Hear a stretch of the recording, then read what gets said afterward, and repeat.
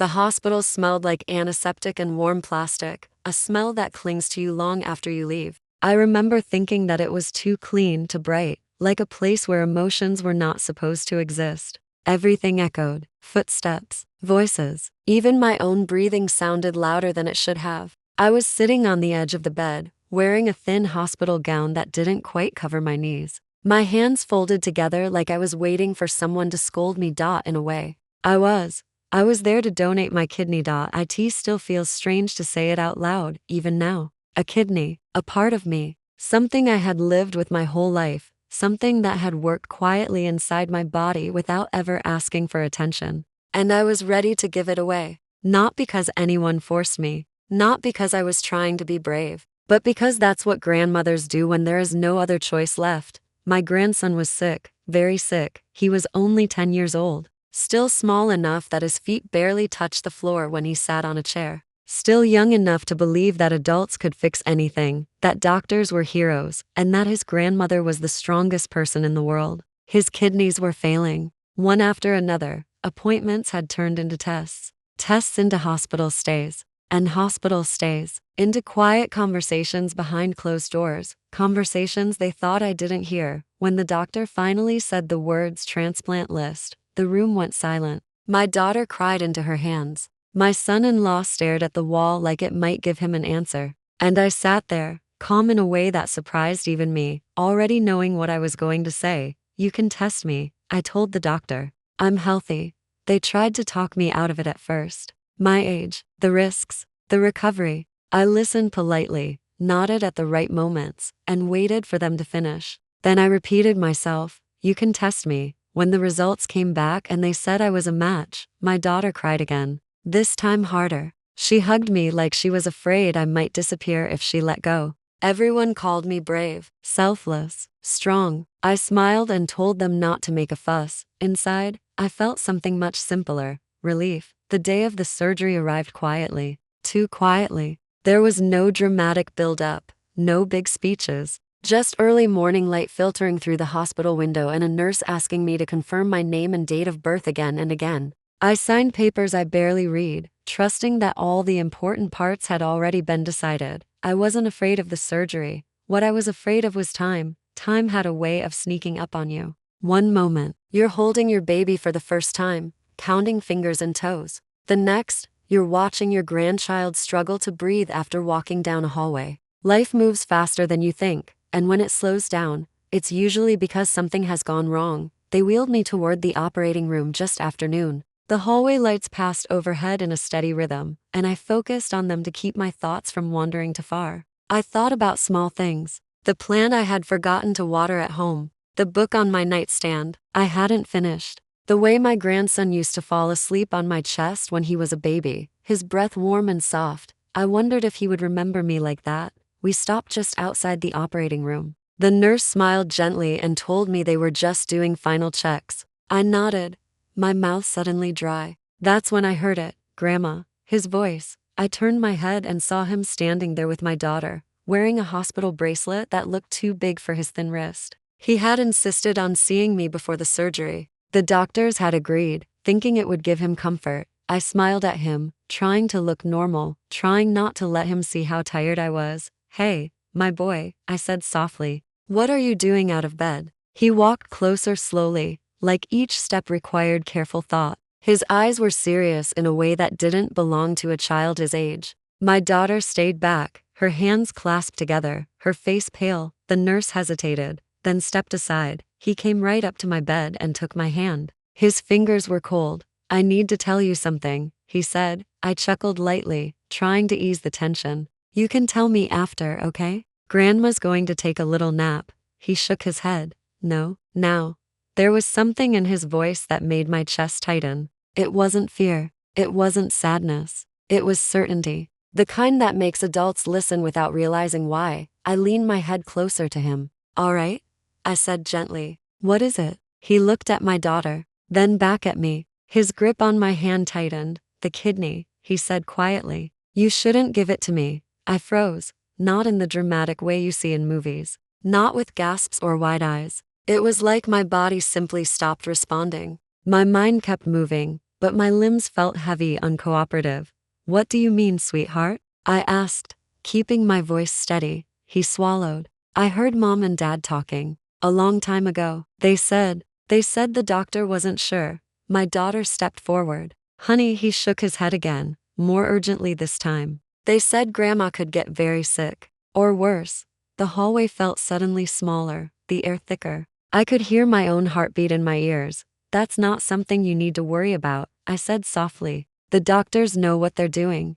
He looked up at me, his eyes filling with tears. He was trying very hard not to let fall. "I don't want you to die for me," he said. The words hit harder than anything I had heard in months. I opened my mouth to respond, to reassure him, to tell him that this was my choice. That love sometimes means doing hard things. But before I could speak, he said something else. "There's more," he whispered, and in that moment, with the operating room doors just a few steps away, with nurses watching quietly, and my daughter trembling behind him, I realized that whatever he was about to say had the power to change everything. I squeezed his hand, my heart pounding. "Tell me," I said. He took a breath that was too deep for such a small body. His shoulders rose, then fell, like he was carrying something heavy inside his chest and didn't know where to put it anymore. I waited. I didn't rush him. I had learned, over a lifetime, that silence is sometimes the kindest thing you can offer a child. "I wasn't supposed to hear it," he said finally. "But I did." My daughter's eyes filled with tears. She looked at me, then at the nurse, then back at her son. Her lips parted, like she wanted to stop him, but no words came out. Maybe she knew, in that moment, that whatever he was holding in was too big to keep inside any longer. "Hear what?" I asked softly. He leaned closer, almost like he was afraid the walls might listen. "I heard the doctor tell my dad that my kidneys might get better." The hallway went quiet in a way I had never felt before. Not just silent, but suspended. Like time itself had paused to listen. My heart skipped, then stumbled. "What do you mean, get better?" I asked. He nodded quickly, as if relieved that he'd finally said it. "They said sometimes kids get better. That sometimes the kidneys wake up again. They said it could take time. A long time. And they didn't know for sure." My daughter covered her mouth with her hand. I could see her shaking now. Not sobbing, shaking. The kind that comes when something you've been holding together starts to crack. "They said the transplant was the fastest way," he continued. "But not the only way." I felt something cold spread through my chest. Not fear exactly, but realization. The kind that arrives quietly, without warning, and rearranges everything. "You thought you knew." I looked at my daughter, slowly, carefully. She couldn't meet my eyes. "Is that true?" I asked her. She nodded once, just once. Tears slid down her cheeks, but she didn't wipe them away. "They said there was a chance," she whispered. "A small one, and no guarantees. And the waiting could be dangerous." "How long have you known?" I asked. She swallowed. "Weeks, weeks." I closed my eyes for a moment, not because I was angry, not because I felt betrayed, but because my body needed a second to catch up with my mind. All this time, all these tests, the quiet talks, the decisions made in rooms I wasn't invited into, and my grandson, lying in his bed at night, listening, thinking, carrying this secret alone. I looked back at him. "So you didn't want me to do this," I said gently. "Because you think you might not need it." He shook his head again. "No, I didn't want you to do it because what if I get better later, and you already gave it to me? Then you'd be missing a piece of you for nothing." My chest tightened. "And because," he added, his voice breaking now, "what if something happens to you? I don't want to be the reason." I reached out and pulled him closer, careful of the tubes and wires attached to both of us. His head fit right under my chin, just like it used to when he was little. "Oh, my sweet boy," I whispered. "You were never the reason."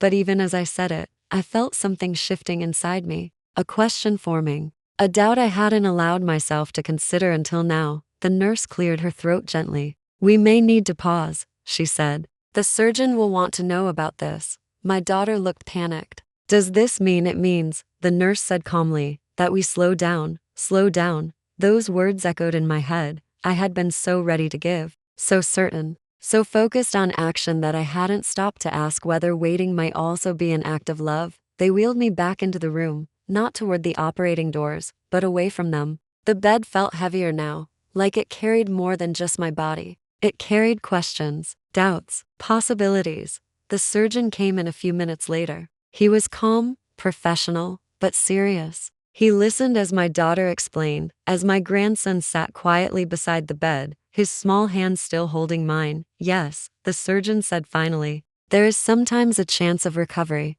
Rare, but not impossible. In children, especially. Why didn't you tell me? I asked. He didn't flinch. Because when time is limited, families often choose certainty over hope. I nodded slowly. And if we wait? I asked. There are risks, he said honestly. But there are risks either way. The room fell quiet again. I looked at my grandson. His eyes were fixed on me, wide and searching, like he was afraid I might be angry with him. You did the right thing, I told him. You were very brave to speak up. My daughter let out a sob then, the kind she had been holding back for too long. I was afraid, she said. Afraid to hope.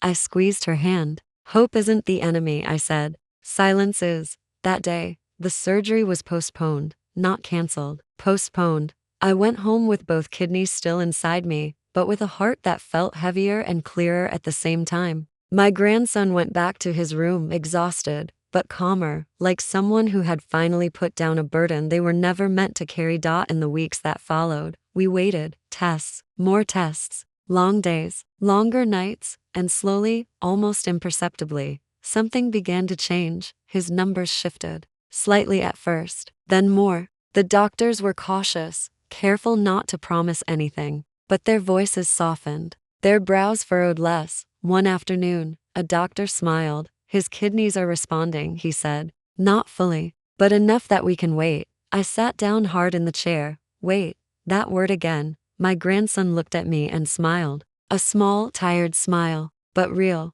I told you, he said quietly. I laughed through tears. You did, but even as relief washed over us, I knew this wasn't the end of the story. Because secrets have a way of revealing more than just facts. They reveal who we are when we're afraid, and who we become when we choose to speak anyway. At first, it was the kind of waiting that feels temporary, like holding your breath for a few seconds underwater. You tell yourself you can manage it, you count the moments, you stay alert. But as days turned into weeks, the waiting became something heavier, something that settled into our bones. It followed us home from the hospital, sat with us at the dinner table, lay awake with us at night. Every morning, I woke up before the sun, my body still half prepared for surgery that hadn't happened. I would lie there for a moment, listening to the quiet house, reminding myself that I was still whole. 2 kidneys, 2 chances, 2 lives still balanced together. My grandson's routine became our routine. Medications at specific hours, careful meals, no running, no rough play. He accepted it all with a seriousness that broke my heart. He stopped asking for things he used to love. No football in the yard. No climbing the old tree behind the house. He moved slowly now, like someone much older than his years, and yet, there was something new in him, a calm, not the carefree calm of a child, but the steady calm of someone who feels heard. He talked more after that day in the hospital hallway, not just about his illness, but about his thoughts, his worries, the things he used to keep tucked away behind polite smiles. One evening, as I sat beside him while he did his homework, he looked up suddenly and asked, Grandma, were you scared? I didn't pretend. Yes, I said. Very. He nodded, like that made sense. Me too. That honesty became our quiet agreement. We wouldn't protect each other with silence anymore. My daughter struggled the most. I watched it in the way she moved through the house, always busy, always cleaning something that was already clean. In the way she checked her phone constantly, waiting for calls that didn't come. In the way she avoided my eyes when she thought I wasn't looking. One night, after my grandson had fallen asleep, she finally sat down across from me at the kitchen table. I thought I was doing the right thing, she said, her voice barely above a whisper. I know, I replied. I thought if I didn't tell you everything, it would be easier. For you, for him. I reached across the table and took her hand. Easier isn't always kinder. Tears spilled then, the kind that come from exhaustion rather than pain. I was afraid, she said again. Afraid of losing him. Afraid of losing you. I would have wanted to know, I said gently. Even if it scared me. She nodded, squeezing my hand like she was holding onto something solid after a long fall. The doctors remained careful. Every appointment came with charts, numbers, cautious language. Improvement, they said. Stabilizing. Never cured. Never safe. And yet, the fact that we were no longer racing towards surgery felt like a miracle. I still went for my own checkups. They reminded me that the option was still there, that if things worsened, we might be right back where we started. But something inside me had changed. The idea of sacrifice no longer felt simple. It felt layered, complex, heavy with responsibility, not just to give, but to choose wisely. One afternoon, while sitting in the hospital waiting room, my grandson leaned against me and said something that stayed with me. "Grandma," he said, "I think sometimes grown-ups think kids don't understand things, but we do. We just don't know how to say them." I kissed the top of his head. "You said yours very clearly." He smiled, proud but a little shy. I was shaking. So was I admitted. The truth was, his secret had forced all of us to face something uncomfortable. That love isn't always about doing the biggest, bravest thing right away. Sometimes it's about stopping, listening, letting fear speak before it turns into regret. Weeks passed, then months. His health held steady. Not perfect, but steady. Life slowly began to resemble something normal again. Schoolwork, quiet laughter, small plans for the future that didn't feel forbidden anymore. But beneath it all, I carried a quiet awareness. We had stood at the edge of a decision that couldn't be undone. And it was a child who pulled us back. One evening, as we sat on the porch watching the sky darken, my grandson rested his head on my arm. "Grandma," he said softly, "if I ever need it, really need it, would you still do it?" I didn't hesitate. "Yes," I said, without question. He nodded, satisfied. "Okay." And in that moment, I understood something clearly for the first time. The secret he revealed hadn't just paused a surgery. It had changed the way we understood courage, honesty, and love. But there was still something none of us were prepared for, because the truth he shared that day was only part of the story. And soon, another truth would surface, one that would test us all in a very different way. The call came on an ordinary afternoon, the kind where nothing feels urgent until suddenly everything is. I was folding laundry, the television murmuring softly in the background, when my phone rang. I almost let it go too. Voicemail, almost. Something made me answer. It was the hospital. I knew it from the way the woman said my name, careful, gentle, like she was holding something fragile. "They've noticed a change," she said. "We'd like you to come in."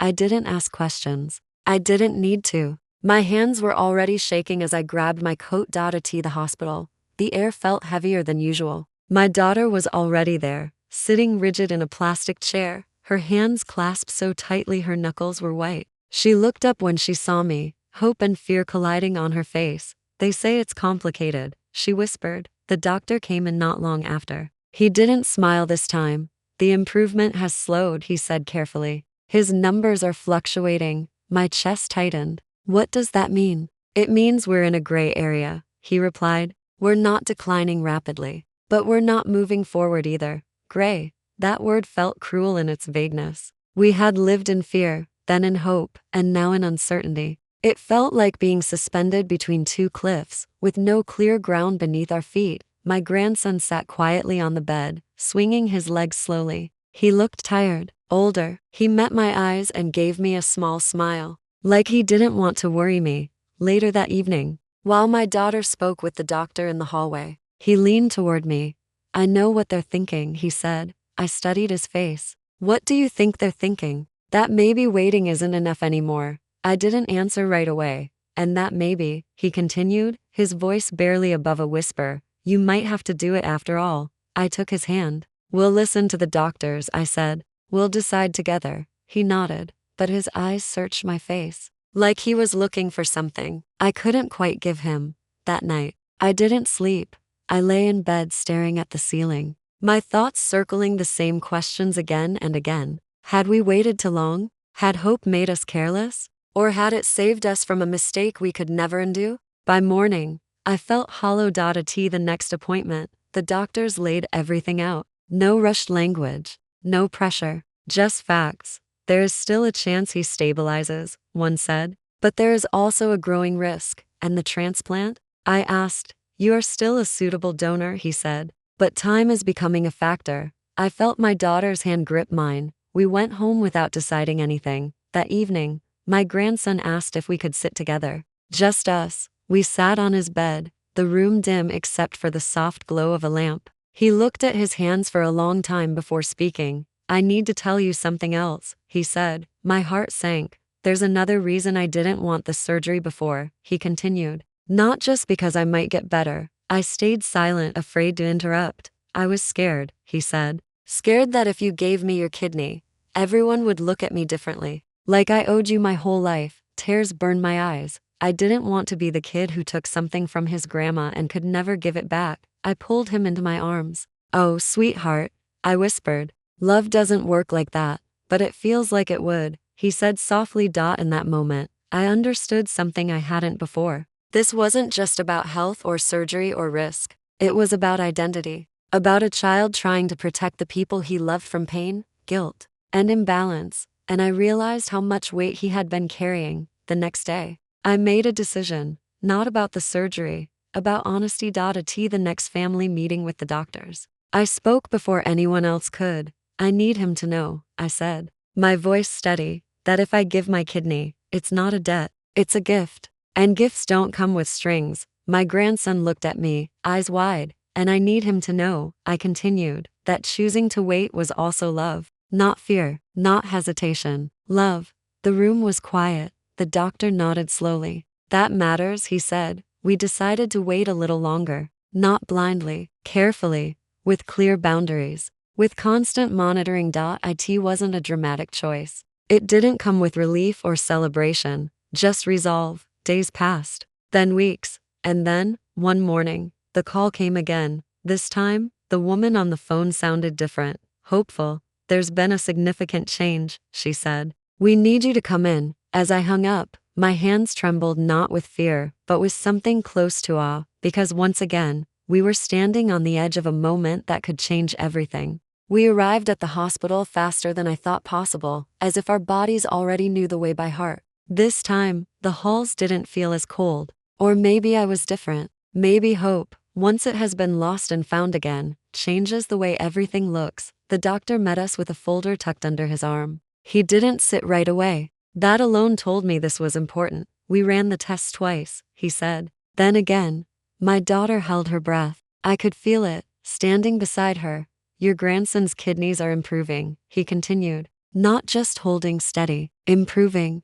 For a moment, no one spoke. Not because we didn't understand, but because we were afraid too. Are you sure? My daughter asked, her voice barely there. He nodded. Yes, it's not a full recovery, but it's enough. Enough that we're taking transplant off the table for now. I sat down hard in the nearest chair. My legs gave out before my heart did. My grandson looked at me, his face, trying to be brave, trying not to hope too loudly. So, you don't have to give me your kidney? He asked. I smiled at him, a real smile, one I hadn't felt in months. Not today, I said. And maybe not ever. He exhaled, a long breath that sounded like it had been trapped inside him for years. Then he did something unexpected. He cried, not loud, not messy, just quiet, tears sliding down his face while he covered his eyes, embarrassed by the relief. I pulled him into my arms and held him until his breathing slowed. That should have been the end of the story. The happy ending people like to hear. The miracle. But life rarely moves that cleanly. In the days that followed, something else began to surface. Not in his body, but in our family. Now that the immediate danger had eased, everything we had been holding back came rushing forward. The fear, the guilt, the unspoken resentments, the questions no one had wanted to ask while we were still in survival mode. My daughter grew quiet, not withdrawn, but heavy. I noticed it in the way she watched her son sleep, like she was afraid he might disappear if she looked away too long. One evening, after my grandson had gone to bed, she sat across from me at the kitchen table. I don't know how to live normally again, she said. I understood. Crisis gives you purpose. Waiting gives you direction. But peace can feel unfamiliar. You don't have to know right away, I told her. She shook her head. I keep thinking about what almost happened. About what I almost let you do. Her voice broke. What kind of daughter lets her mother risk her life? I reached for her hands. The kind who was trying to save her child. But I didn't tell you everything, she said. I let you believe there was no other choice. You were afraid, I said gently. So was I, but you trusted me, she said. And I didn't deserve it. That was the moment I realized something important. Forgiveness doesn't always come after an apology. Sometimes it comes before, quietly, without being asked. I'm still here, I said. And so is he. That's what matters. She cried then, openly, leaning forward like a child who had been holding herself upright for too long. My grandson changed too. As his strength returned, so did his curiosity. He asked questions about his illness, about the doctors, about me. One afternoon, while we were sitting together in the yard, he asked, Grandma, did you ever regret it? Being ready to give your kidney? I thought about it carefully. No, I said. But I'm glad I didn't have to. He nodded, satisfied. Then he asked something else. Did you ever feel like nobody was protecting you? That question caught me off guard. I looked at him, really looked at him, at the seriousness in his eyes. I didn't feel alone, I said slowly. But I didn't feel protected either. I felt responsible for me, he asked, for all of you. I said. He was quiet for a moment. I didn't want you to be the only one being brave, he said, and there it was, the emotional truth we had all been circling. He hadn't spoken up just because of medical facts. He had spoken up because he didn't want love to flow in only one direction. That realization changed something in me. We talk a lot about sacrifice, about what grandparents give, what parents give, what children receive. But we don't talk enough about how children try to give back in the only ways they know how. By telling the truth. By speaking when it's uncomfortable. By protecting the people they love, even when they're scared. As weeks turned into months, life slowly found a new rhythm. Hospital visits became less frequent. Medications were adjusted. School returned, cautiously at first, then more fully. Laughter came back into the house. Not the loud kind, the gentle kind, the kind that doesn't feel forced. One afternoon, while cleaning out a drawer, I found the hospital bracelet they had put on me the day of the surgery, the one with my name printed clearly on it. I held it in my hand for a long time. That bracelet represented a version of my life that almost happened, a version where I woke up with scars and pain and pride. Instead, I woke up with something else, perspective. I learned that love doesn't always mean stepping forward. Sometimes it means stepping back and letting the truth breathe. I learned that children understand more than we think, and that when we silence them to protect them, we sometimes rob ourselves of the wisdom they already carry. Most of all, I learned that freezing in a moment of fear isn't weakness. Sometimes, it's the pause that saves everything. The day I almost gave my kidney will always stay with me, not as a story of loss or heroism, but as the day my grandson taught me that honesty, spoken at the right moment, can change the course of an entire life.